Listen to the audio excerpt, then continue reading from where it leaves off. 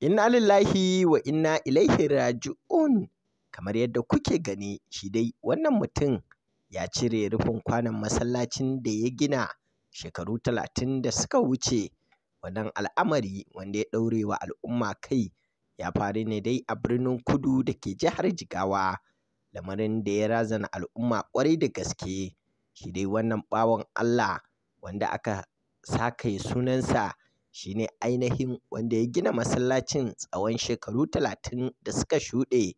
Sai yanayin matsin rayuwa ta sa ya ga ya dace ya gina shaguna a wani ragowar filin harabar masallacin. Lamarin da mutane suka ce ba su san wannan ba, tunda ya riga ya gina masallacin ya bar wa al'umma. Dalilin haka ya fusata ya hau ya fara cire rufin kwanon masallacin da zumman ya fasa yin masallacin kenan. Wannan dai al'amari ya ɗaure kan al'ummar musulmi, inda mutane suka shiga kokwanto, yayin da yanzu haka ake nema mai taimako.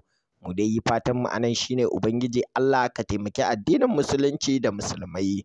Ubangiji Allah ka rufa mana asiri. A nan muke so da ku bayyana mana ra'ayoyinku kan wannan batu.